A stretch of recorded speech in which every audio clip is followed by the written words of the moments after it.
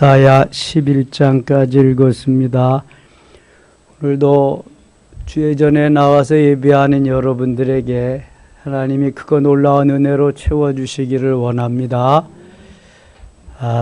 내일 아동부와 중고등부 교사들이 교사 강습회 갑니다. 저 노원구에 있는 꽃동산 교회로 가는데요.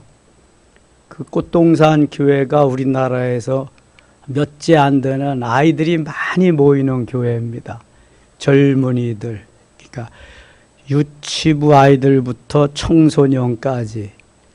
그 김종준 목사님이 아주 어렵게 공부를 하신 분이에요. 그리고 어렵게 신앙생활을 해서 정말 큰 교회를 만드셨는데 어린이 전도부터 시작해서 큰 교회가 됐습니다.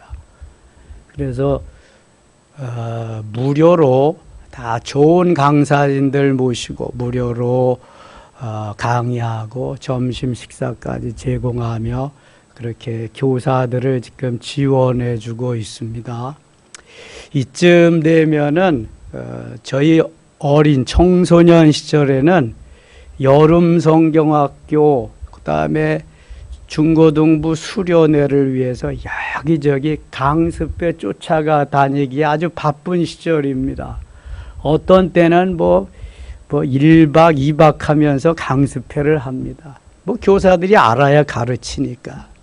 그리고 다 휴가 내서 여름 휴가 가는 게 아니라 여름 성경학교 하고 수련회 가고 그런 일을 주로 했거든요. 요즘은 점점 퇴색해 가고 여름 성경학교도 뭐 그냥 주일날, 토요일날, 주일날 이렇게 해서 명목상으로만 하지 이게 제대로 잘 안 돼. 점점 그렇습니다. 예배도 그렇고 모든 행사도 그렇고. 근데 저희 어린 시절, 청소년 시절에는 정말 그런 거 열심히 했습니다. 그래서 오늘 간국교회를 이루는 거예요. 이게 아이들, 청소년, 젊은이들이 없으면 비전이 없는 겁니다. 저기 김명순 권사님, 최슬기 권사님, 강예담 청년 3대가 모여서 예배 드리는 거 얼마나 좋아요. 이게 아이들이 교회 없으면 3대가 예배 드릴 수가 없어요. 이게 교회는 3대, 4대 계속 모여서 예배를 드려야 되거든요. 이게 예배 공동체이기 때문에. 이게 하나님이 그걸 너무너무 기뻐하시는 거예요. 제가 요즘 깨닫는 것이 출생은 순간이다. 육체는 잠깐이다. 영혼은 영원하다. 그렇다고 한다면 우리가 어디에 중점을 두고 살아야 되겠느냐? 목회는 어디에 중점을 두고 해야 되겠느냐? 뭐 미리부터 다 안 것이지만 점점 그렇단 말이죠. 여러분들이 출생할 때 언제 출생했는지, 어떻게 나를 낳으셨는지 알아요? 몰라요. 그때는 지각도 없고 내게 그렇게 기억할 만한 기억력이나 이런 것도 없고 어린 상태이기 때문에. 그러나 태어나는 아이들을 보면 순간이죠. 자기도 모르는 사이에 태어나요. 엄마는 9달 동안 배 아파가지고 그렇게 낳았지만, 그리고 육체가 살아갑니다. 영혼도 모르고 살아갈 때가 많아요. 육체는. 우리가 예수 믿으니까 영혼을 제대로 아는 거지. 예수 믿어도 영혼을 제대로 모르는 사람이 태반입니다. 태반. 근데 잠깐이잖아요. 제가 여름 성경학교에 가서 배우던 시절이 있었는데 벌써 이렇게 된데 잠깐이면 가요. 그래서 모세는 신속기간이 우리가 날아가나이다 그랬어요. 날아가는 겁니다. 화살이 날아가는, 미사일이 날아가는 것과 같이. 그러면 이제 하나님이 부르시면 주 앞에 가는 거죠. 그 이후로 영혼은 영원한 겁니다. 이 세상이 끝나도 영혼은 끝나지 않고 영원한 거예요. 영원한 거. 그러면 분명하잖아요. 우리의 중점적인 삶이 어디에 맞춰져야 되는지를 아주 확실하잖아요. 너무도 중요하게. 그래서 성경은 계속 영혼의 중요성을 깨우쳐주고 말씀해주고 강조하고 더 강조하고 그러는데도 알아들어요? 못 알아들어요? 못 알아들어요. 알아듣는 사람이 별로 없어요. 노아 시대에 노아만 알아들었어요. 아브라함 시대에 겨우 아브라함만 알아듣고, 이 열방 모두는, 열방은 바로 이방인들이 열방입니다. 그 사람들. 우리는 예수 믿고 구원받은 하나님의 자녀이기 때문에 알아듣고 열방에 나가서 복음을 전해야 돼요. 믿지 아니하는 세상 속에 가서 복음을 전해야 되는 거예요. 출생이 순간이고 육체가 잠깐이고 영혼이 영원하다 하면은 영원한 곳에 초점을 맞추어서 살아야지. 이게 바른 삶이고 근본적인 삶이 아니겠어요? 그 잘 살고 잘 나가고 출세 성공하고 영화와 부귀와 모든 지혜의 총본산인 솔로몬이 다 해보고 안 해본 거 없이 다 먹어보고 다 누려보고 그런데 다 쓰잘데없는 거더라. 헛되고 헛되며 헛되고 헛되니 모든 것이 다 헛되도다 그랬어요. 그리고 전도서 12장 13절에 결론적으로 일의 결국을 다 들었으니 하나님을 경외하고 명령을 지킬지어다. 이것이 사람의 본분이니라. 무슨 말이에요?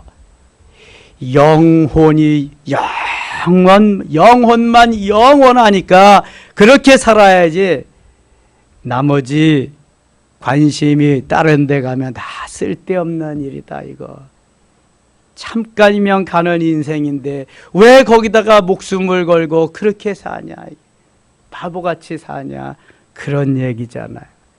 그래서 이사야는 하나님이 주시는 계시, 하나님이 주시는 말씀 저들에게 계속해서 전합니다. 듣든지 아니 듣든지 계속해서 전하고 바로 메시아가 와서 이 땅을 다스릴 것이다. 그리고 남은 자를 통해서 하나님은 역사하실 것이다. 계속해서 말씀합니다. 우리 그리스도인들은요 계속해서 전해야 돼. 어떤 놈이 뭐라 그러면 어때? 예수님 좋아하는 사람보다 예수님을 대적하고 싫어하는 사람이 더 많았다니까. 마찬가지예요. 그리스도인을 좋아하는 사람도 있지만 대적하고 싫어하는 사람이 더 많아요. 믿는 사람보다 믿지 않는 사람이 더 많다니까. 그래도 주님은 지켜주실 테니까 우리는 그 일을 해야 돼. 이사야 같이 전해. 이사야라는 말이 하나님은 구원이시다, 여호와는 구원이시다, 그런 말이잖아요. 하나님이 이사야를 통해서 오늘도 죽어가는 인생들에게 말씀을 전합니다. 하나님의 말씀을 떠나면 멸망할 거다. 북이스라엘 아수르를 통해서 내가 막대기와 그 징계의 채찍으로 멸망시킬 것이다. 막 예언합니다. 예언해. 그런데도 하나님은 사랑하시기 때문에 다시 사용하시고는 아수르를 멸망시킵니다. 남쪽 유다 깨닫지 못하고 있는데 다시 남쪽 유다도 하나님이 징계하십니다. 그리고 또 사랑하기 때문에 바벨론 멸망시키고 또 구원해내고요. 이게 하나님의 사랑이거든요. 그 하나님의 사랑이 있는데 우리가 가만히 잠잠하고 있으면 안 되죠. 계속 전해야 됩니다. 아이들에게도 전하고 어른들에게도 전하고 만나는 사람마다 전하고 해야 할 것이고, 예수님의 공생의 3년 동안 하신 사역 3가지가 첫째보다 가르치시고, 두 번째 전파하시고, 세 번째 치유하셨다. 이거 3가지 해야 됩니다. 예수님이 제자들에게 그거 시키시고 70인 문도에게 시키시고 오늘날 우리에게 시키시는 거예요. 해야 됩니다. 이거 뭐 시절이 어렵다고 먹고 살기가 힘들다고 다 마찬가지야. 조건은 다 똑같아. 그러나 힘들고 어려울 때에 신앙심은 더 아름답게 세워져 가는 거예요. 평안하고요, 일이 잘 되고요, 사업이 잘 되고, 그래 보세요. 신앙생활은 점점 내리막길 정반대로 갑니다. 정반대 거의. 그래서 하나님은 때로 아프게 하시고요, 힘들게 하시고요, 어렵게 하시고요, 이런저런 일이 생기게 하시는 거예요. 그것마저 안 하면은 쬐끔하는 기도도 안 하니까. 그래서 기도에 불을 붙여서 할 수 있도록. 9장 갑니다. 9장. 오늘 읽은 9장, 10장, 11장에는 이사야서가 강조하는 메시아 사상이 아주 여기에 철저하게 나와 있습니다. 그리고 남은 자 사상도 너무나 여기 확실하게 나와 있고요. 9장 2절 갑니다. 흑암에 행하던 백성이 큰 빛을 보고 사망의 그늘질 땅에 거주하던 자에게 빛이 비치도다. 주께서 이 나라를 창성하게 하시며 그 즐거움을 더하게 하셨으므로 추수하는 즐거움과 탈취물을 나눌 때와 즐거움같이 그들이 주 앞에서 즐거워하는 이는 그들이 무겁게 맨 멍에와 그들의 어깨에 채찍과 그 압제자의 막대기를 주께서 꺾으시되 미디안의 날과 같이 하셨음이니이다. 어지러이 싸우는 군인들의 신과 피 묻은 겉옷이 불에 섭같이 살찌르니. 6절 같이 읽게요. 6절. 이는 한 아기가 우리에게 한 아들을 우리에게 주신 바 되었는데 그의 어깨는 정사를 메었고 그의 이름은 기묘자라 모사라 전능하신 하나님이라 영존하시는 아버지라 평강의 왕이라 할 것임이라. 아멘. 이것은 장차 오실 메시아를 말씀하는 것입니다. 이미 이사야 선지를 통해서 주전 700년 전에 이사야 7장 14절에 보라 처녀가 잉태하여 아들을 낳을 것이요 그 이름을 임마누엘이라 하리라 예언하셨습니다. 그리고 계속해서 그 메시아가 이렇게 와서 우리를 구원하시고 역사하리라 말씀하고 있습니다. 다시 6절 보세요. 이는 한 아기가 우리에게 낳고 한 아들을 우리에게 주신 바 되었는데 메시아 예수 그리스도를 말하는 겁니다. 그의 어깨에는 정사를 메었고 그의 이름은 기묘자라 모사라 전능하신 하나님이라 영존하시는 아버지라 평강의 왕이라 할 것임이라. 7절 또 같이 읽겠습니다. 그 정사와 평강의 더함이 무궁하며 또 다윗의 왕자와 그의 나라에 군림하여 그 나라를 굳게 세우고 지금 이후로 영원히 정의와 공의로 그것을 보존하실 것이라. 만군의 여호와의 열심히 이를 이루시리라. 아멘. 만군의 여호와의 열심히 이를 이루시리라. 자, 하나님도 이렇게 열심히 일을 하시는데 우리가 잠잠하고 있으면 안 되잖아요. 하나님이 열심히 무슨 일을 하실까? 인류를 구원하는 일을 하시죠.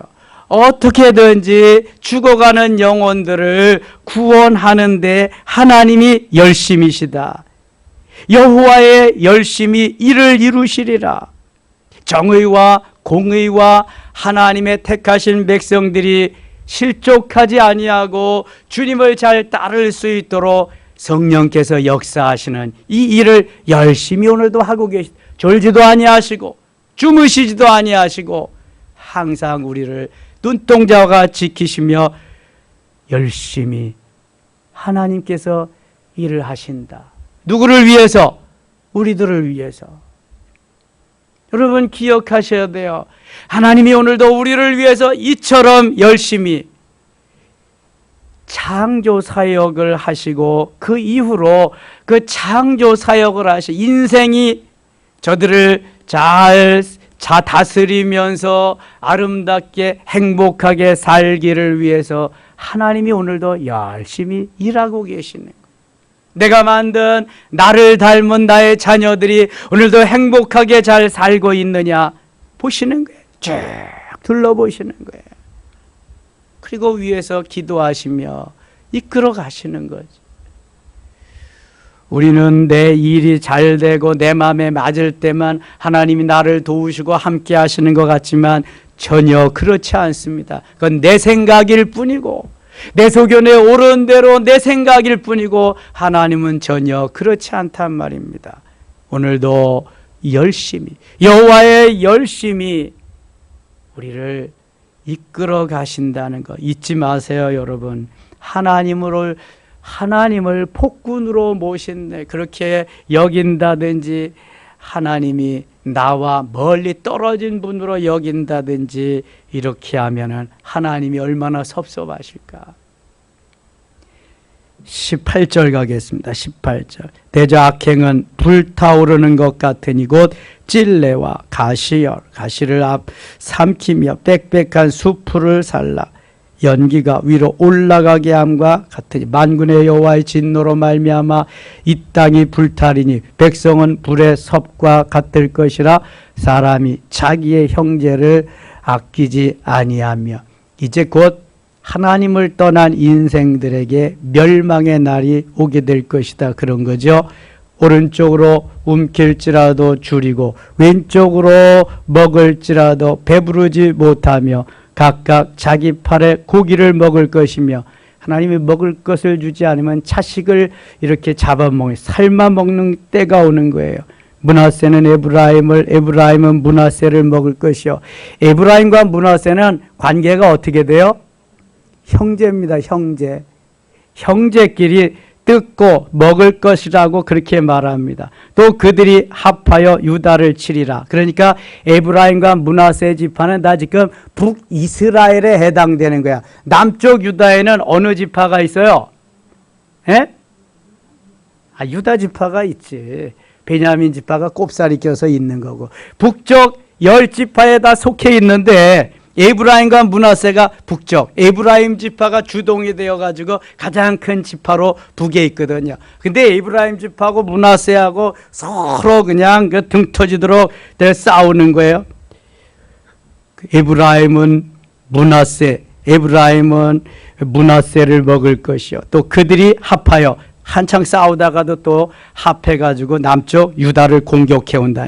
유다를 치리라. 그럴지라도 여호와의 진노가 돌아서지 아니하며 그의 손이 여전히 퍼져 있으리라. 그래서 하나님은 앗수르를 사용해서 북이스라엘을 멸망시킵니다. 10장 갑니다. 10장 5절. 앗수르 사람은 화 있을 진저 그는 내 진노의 막대기요 그 손에 몽둥이는 내 분노라. 앗수르를 하나님이 진노의 채찍으로 막대기로 그렇게 사용하셔서 북이스라엘을 치십니다. 6절 같이 읽어요. 6절. 내가 그를 보내어 경건하지 아니한 나라를 치게 하며 내가 그에게 명령하여 나를 노하게 한 백성을 쳐서 탈취하며 노략하게 하며 또 그들을 길거리에 진흙같이 짓밟게 하려 하거니와. 8절 7절 같이 읽어요. 그의 뜻은 이같지 아니하며 그의 마음의 생각도 이같지 아니하며 다만 그의 마음은 허다한 나라들 파괴 멸절하려 하는도다. 하나님이 앗수르를 통해서 이렇게 북이스라엘을 징계하고 멸망시키고 그러지만 하나님의 본심은 그런 게 아니에요. 사랑하기 때문에 오죽하면 돌아오지 않으니까 그렇게 징계하시는 거예요. 근데 그 앗수르를 하나님이 다 멸망시키잖아요. 허다한 나라를 파괴하며 멸절하려 하는도다. 하나님의 관심은 앗수르에게 있는 게 아니에요. 하나님의 백성들에게 있다니까요. 이 북이스라엘에가 있고 남쪽 유다에게 있어요. 특별히 북이스라엘보다도 하나님은 남쪽 유다에 또 더 관심이 많으세요. 왜냐하면 누구 때문에?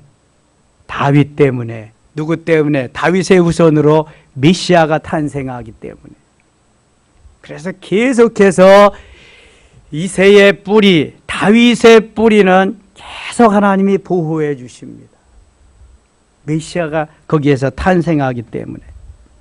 12절 갑니다. 12절. 그러므로 주께서 주의 일을 시온산과 예루살렘에 다 행하신 후에 앗수르 왕의 완악한 마음에 열며 높은 눈의 자랑을 벌하시랴. 다 써먹고 이제는 폐기 처리하는 거예요. 앗수르를. 15절 갑니다. 도끼가 어찌 찍는 자에게 스스로 자랑하겠으며 톱이 어찌 켜는 자에게 스스로 큰 체하겠느냐. 이는 막대기가 자기를 드는 자를 움직이려 하며 몽둥이가 나무 아닌 사람을 들려함과 같음이로다.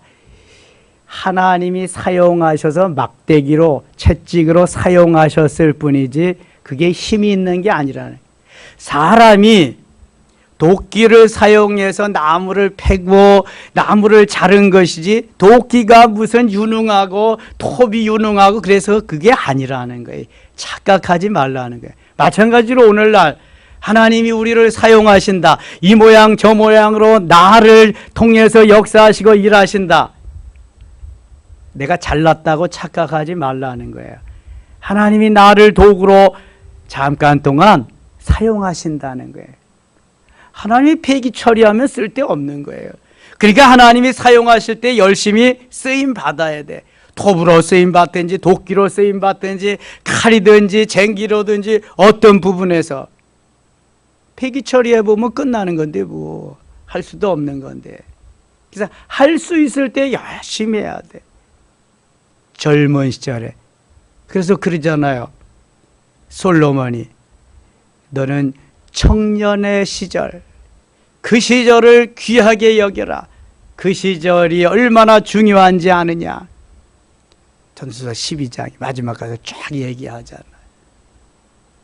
시편 110편 3절에는 그래서 새벽 이슬 같은 주의 청년들이여 이렇게 말하면서 젊은 시절을 귀하게 여기면서 젊은 시절 그 가장 피가 끓어오르고 가장 열정, 정열이 있고 하나님 앞에 나아가서 뭔가를 열심히 할 수 있는 그 시절을 주께 드리고 하라는 거예요. 젊은 시절. 그러면 하나님이 그를 끝까지 아름답게 이끌어 주신다. 보세요. 젊은 시절에 하나님이 붙잡고 간 사람들이 다 큰일 했잖아요. 성경에 보세요. 요셉이 그랬잖아요. 다윗이 그랬잖아요. 뭐 솔로몬, 그 다음에 뭐 그냥 선지자들을 쭉 보세요. 얼마나 하나님이 기뻐하는 삶을 살았는가. 그러면 나는 일찍 주님을 몰라서 안 믿어서 그랬는데요. 그러면 주님이 부른 시점이 이 시점이라고 생각하고 내가 젊은 시절에 할 수 없었던, 하지 못했던 일을 지금 만회하려고 열심히 해야지. 이게 지혜로운 사람 아니겠어요? 아유, 나는 뭐 믿은 지도 얼마 안 됐는데. 그러니까 그렇게 생각하고 주의 일을 제대로 못하면 하나님 앞에 가서 받을 상급도 없는 거예요. 늦게 믿었으면 깨우치고 더 몇 배로 해야지. 기도도 몇 배로 하고 봉사도 몇 배로 하고. 이 지혜가 없어서 그래. 지혜가. 깨달음이 없어서 그래. 깨달음이. 그렇다고 일찍부터 한 사람은 손 놓고 있을까요? 아니요. 하나님이 나를 일찍부터 부른 이유가 여기에 있는데 왜 그걸 손 놓고 가죠? 더 열심히 해야지. 더 열심히. 하나님이 기뻐하는 삶을 살아야지. 잠깐인데 육체가 끝나는 날이면 영혼은 영원한 건데 내가 육체가 있을 때가 잠깐 동안에 그 주를 위해서 복음을 위해서 하나님의 영광을 위해서 산 삶이 영혼이 영원토록 살 그 시간 동안 계속 반영되는 건데 여러분 이런 생각하면 잠이 와요? 이런 생각하면 그냥 대충 살아도 될까요? 주일날 어디 막 가고 그래도 될까요? 내가 맡은 일 대충 해도 될까요? 바보야 그건 바보. 육체가 잠깐이라니까 잠깐 동안에 내게 주신 시간만큼 내게 주신 재물만큼 내게 주신 용량만큼 그만큼 주를 위해서입니다. 나를 위해서 말고 주를 위해서 산 것만큼 영원히 영원하기 때문에 영원한 그날에 가서 영원토록 상급받으면서 사는 거예요. 솔로몬에게 1000명의 부인이 1000명의 아내가 있었지만 가장 사랑하는 아내가 누구예요? 사랑하는 사람이 술람미잖아요. 술람미. 여러분 1000명만 되겠어요? 주님의 신부가 수십만 되잖아. 그 중에서 주님이 특별히 사랑하는 신부가 되도록 우리는 애써야 되지 않겠어요? 애써야지. 잠깐인데 이 세상이. 그리고는 영원한 세상에 가서 영원히 사는 것만 남았다니까요. 조금만 더 생각해 보면 내가 어디에다가 초점을 맞춰서 어떻게 살아야 되는지 분명히 나와요. 그럼 그렇게 살면 하나님이 반드시 육체의 삶이 잠깐이지만 그 삶도 윤택하게 해 주십니다. 이것이 요한삼서 1장 2절 말씀이요. 사랑하는 자여, 내 영혼이 잘됨 같이 내가 범사에 잘되고 강건하기를 내가 간구하노라. 이게 순리예요, 순리. 내가 아무리 출세 성공하고 잘 살아보려고 해도 하나님이 끌어내리시면 안 되는 거예요. 왜 베드로가 밤새도록 그물질했는데 한 마리도 고기를 못 잡았어요? 그물질하고. 베드로는 고기 잡기 도사예요. 아마 고기잡이로 박사학위를 받았으면 몇 개락도 받았을 거예요. 그런데 고기가 그물로 들어가려고 하면 주님이 뭐라, 야야 들어가면 안 돼, 나와. 한 마리도 안 들어가는 거예요. 아니 밤새도록 그물질했는데 한 마리도 못 잡을 리가 있어요? 고기잡이 도사인데. 새벽녘엔 고기가 안 잡히는 시간입니다. 저도 그물질 해봤어요. 한강에 가서 아버지하고 낚시질도 해보고 주낙도 해보고 별것을 다 해봐요. 새벽에는 안 잡히는 시간. 그래서 나 철수하고 들어오는 시간이거든. 근데 새벽녘에 예수님 나타나셔서 그물을 배 오른편에 던져라 그러시잖아요.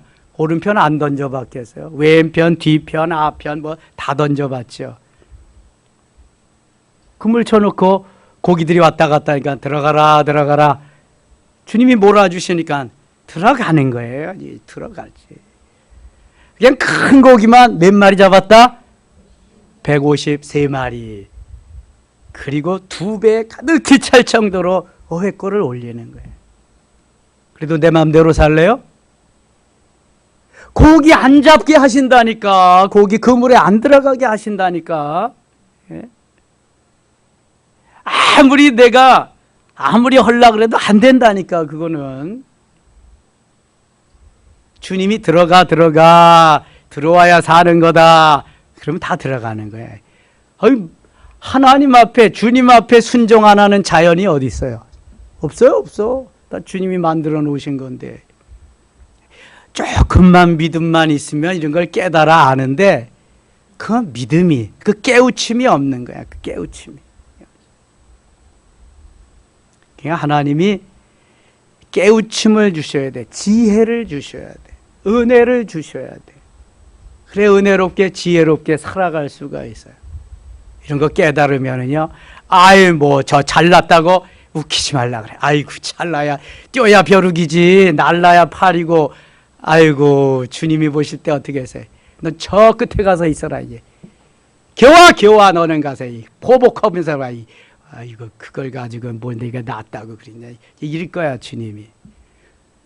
이사야 1장에 보세요. 수없이 재물 갖다가 예물 갖다가 드리고 그러는데 가져오지 마라. 내가 거지냐? 네 마음도 없는 거, 정성도 없는 거 왜 가져와? 안 받아. 나는 가져오지 마.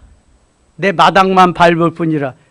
이게 주님이시라니까. 주님 뭘 가져온다고 다 받으시는 줄 알아?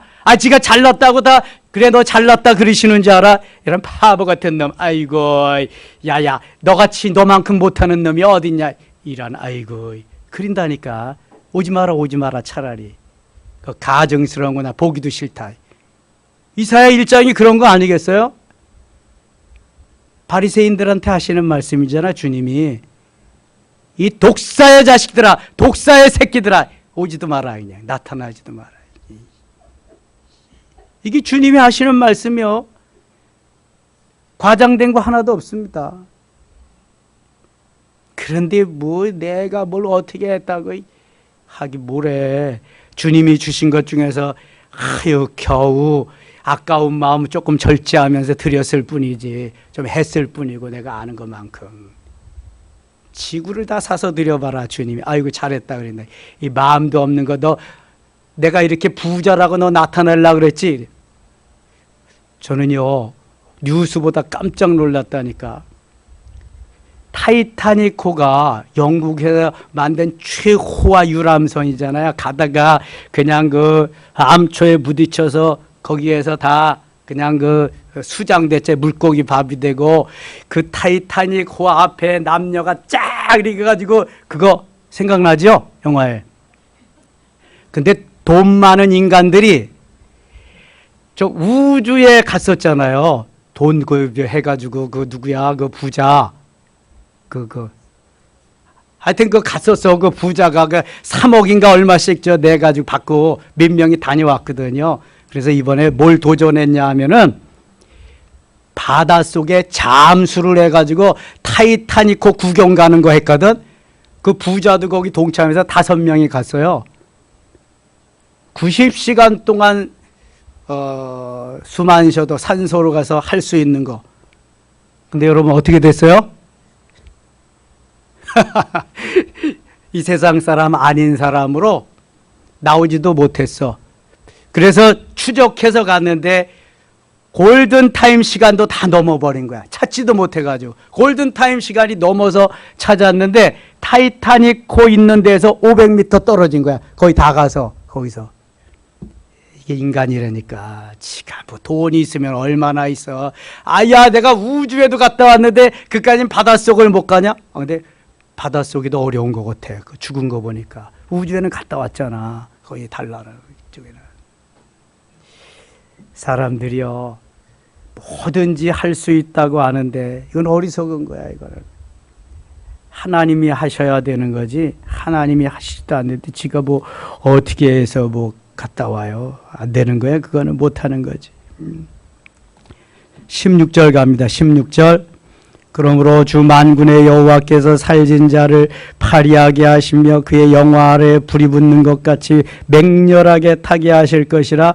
이스라엘의 빛은 불이 되고 그의 거룩하신 이는 불꽃이 되실 것이니라. 하루 사이에 그의 가시와 찔레가 소멸되며 이스라엘의 빛은 불이 되고 그의 거룩하신 이는 불꽃이 되고. 엄청난 하나님의 은혜를 베푸는 18절. 그의 숲과 기름진 밭의 영광이 전부 소멸되리니 병자가 점점 쇠약하여 감 같을 것이라. 그의 숲에 남은 나무의 수가 희소하여 아이라도 능히 길수할 수 없으리라. 20절 같이 읽을게요. 20절.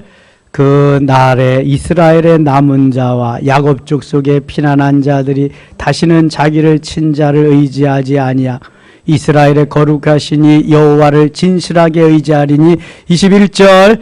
남은 자고 야곱의 남은 자가 능하신 하나님께로 돌아올 것이라. 아멘. 자, 이사야서의 중요한 사상 중에 하나가 무슨 사상이다?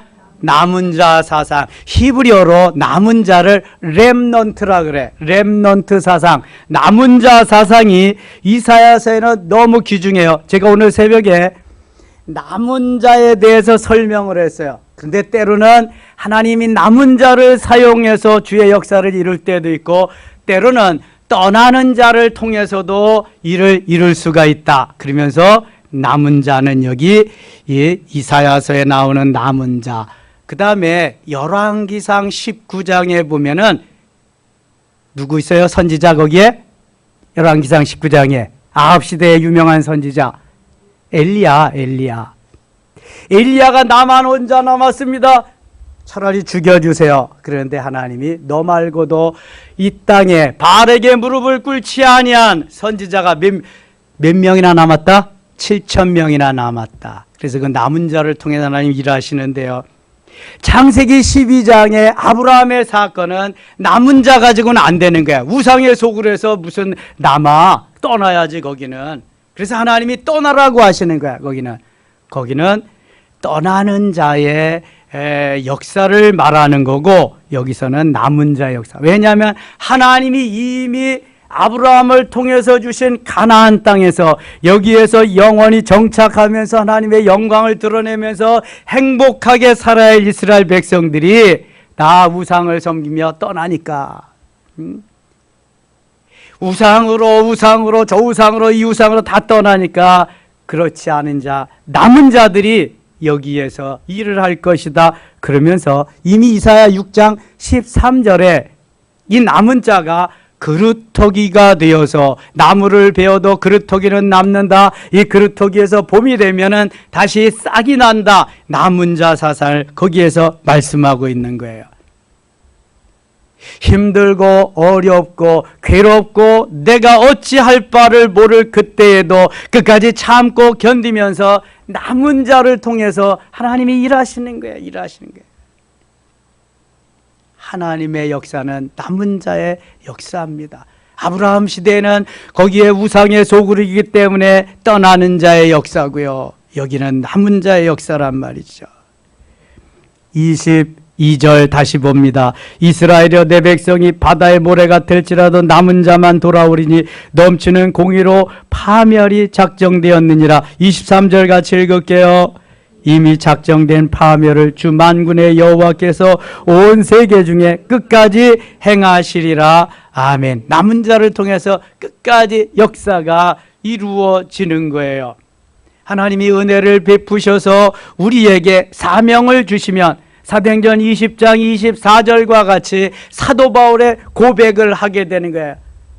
내가 달려갈 길과 주 예수께 받은 사명 곧 하나님의 은혜의 복음을 증거하는 일을 마치려 하면은 나의 생명을 조금 더 귀한 것으로 여기지 아니하노라 하면서 생명을 걸고 복음을 전하기 위해서 가장 하나님이 기뻐하는 자리로 나는 가겠다, 가리라. 이것이 그리스도인의 삶입니다. 하나님이 기뻐하는 삶. 언제까지나 겨우 나를 위해서, 내 피부치를 위해서 그렇게 살겠어요? 주를 위해서, 복음을 위해서, 하나님의 영광을 위해서 사는 삶을 하나님은 계속 말씀하시고, 예수님도 제자들에게 70인분도에게 계속 그 말씀 가르쳐 주시고 하시는데 우리는 아직 거기에까지 가는 믿음이 없는 거예요. 믿음이. 11장 가겠습니다. 11장. 이새의 줄기에서 한 싹이 나며 그 뿌리에서 한 가지가 나서 결실할 것이요. 묻겠습니다. 이새는 누구의 아버지다? 다윗의 아버지. 할렐루야. 다윗의 아버지. 다시 한번 묻겠습니다. 지지난주에 설교예요. 노아의 아버지의 이름은 그럼 뭐다? 노아의 아버지. 아브라함의 아버지가 되라고. 우리가 잘 먹는 거하고 비슷한데 뭐 잘 먹어 여러분? 내가 잘 먹는 것도 있는데 라면하고 비슷한데 라멕. 이 아버지가 없으면은 아들이 태어날 수가 없습니다. 그러니까 아버지가 중요한 거야. 아버지가. 우리 아버지가 술이 고주망태가 되도록 잡수셔도 우리 아버지가 있기 때문에 내가 태어났거든. 우리 아버지의 DNA로 내가 그래도 머리도 이렇고 눈도 이렇게 밝고 이렇게 이게 이목구비가 이렇게 됐거든. 그러니까 우리 아버지가 없으면 내가 우리 어머니의 DNA를 받았다면 머리는 여의봉 권사님 같이 하얗게 이렇게 될 것이고 이는 틀니를 했을 것이고 그냥 눈은 돋보기를 썼을 것이고 그런데 그렇지 않단 말이지. 아버지의 영향이 중요하다. 아버지. 그러니까 아버지를 여기 지금 다윗을 말하려고 하는데 다윗보다 먼저 이새를 말하는 거예요. 이새 저새 해도 먹새가 최고다. 이게 먹새는 안 나왔다. 이게 먹새. 이새 줄기에서 한 싹이 나며 그 뿌리에서 한 가지가 나와 결실할 것이요. 다윗을 말하지만 궁극적으로는 메시아를 말하기 위함입니다. 그의 위에 여호와의 영과 지혜와 총명의 영이요 모략과 재능의 영이요 지식과 여호와를 경외하는 영이 강림하시리니.